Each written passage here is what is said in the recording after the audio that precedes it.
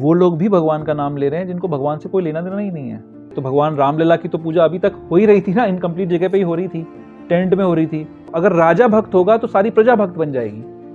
तो हमारे पास सौभाग्य से ऐसा राजा है। अभी वो लोग भी भगवान राम का नाम ले रहे हैं इस समय, इस माहौल जो क्रिएट हो गया है इस समय, वो लोग भी भगवान का नाम ले रहे हैं जिनको भगवान से कोई लेना देना ही नहीं है दूर दूर तक। तो ये प्रभाव क्रिएट हो रहा है। इस राम मंदिर मान लो एक पॉलिटिकल इशू बनकर उभरा और अब एक पॉलिटिकल एजेंडा बन गया मान लो, फिर भी लेकिन उसका रिजल्ट क्या हो रहा है?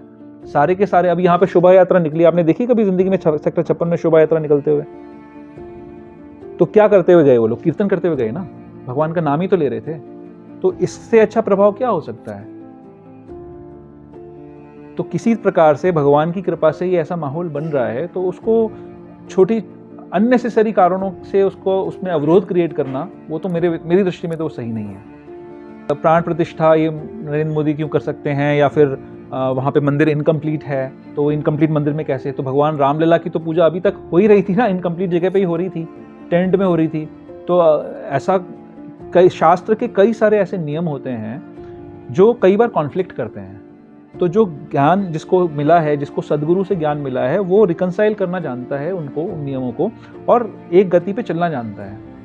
तो रिकंसाइल होता है। आप देखिए जब किसी की शादी करनी होती है तो शादी के टाइम पे लोग मुहूर्त में नहीं होने पे भी मुहूर्त निकाल देते हैं, होता है कि नहीं? कितनी बार आप लोगों ने देखा होगा कि पंडितों को जाकर हम बोल देते हैं कि इसका रास्ता निकालो, वो रास्ता निकाल देते हैं। वास्तु का रास्ता निकल जाता है, दिशा गलत है फिर भी उसका रास्ता निकल जाता है।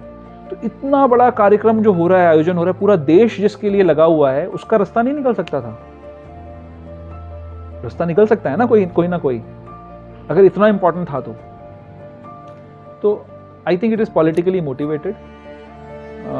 मेरे ख्याल से इसको बेटर तरीके से हैंडल करना चाहिए था जो हमारे धर्म के सो कॉल्ड लीडर्स हैं उनको। मेरा पॉइंट ये है कि भगवद गीता यथारूप के प्रचार की कमी के कारण ऐसा हो रहा है। अगर आप में से तो कोई भक्त इस चीज को गलत नहीं मान रहा ना, क्योंकि आपको पता है सिद्धांत क्या है। क्यों पता है? क्योंकि आपने गीता पढ़ी है ये वाली।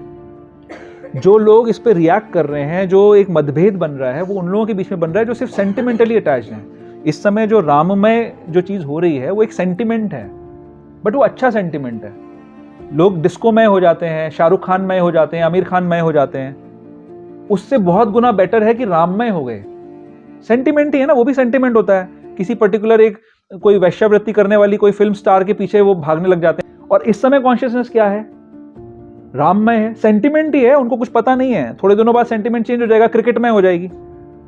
लेकिन अभी तो ये सेंटिमेंट है। कितनी बड़ी चीज है कि हर कोई प्यूरिफाई हो रहा है, भगवान का नाम ले रहा है, पूरा देश। राजा का काम ही क्या होता है? भगवान ने दुर्योधन को हटाकर युधिष्ठिर महाराज को लगाया वहां पर। क्यों? क्योंकि भगवान के भक्त हैं। अगर राजा भक्त होगा तो सारी प्रजा भक्त बन जाएगी। तो हमारे पास सौभाग्य से ऐसा राजा है इस समय जो एटलीस्ट, जो भी उसका पॉलिटिकल एजेंडा है, बट एटलीस्ट वो राम की बात कर रहा है ना। तो राममय हो गए ना सारे के सारे।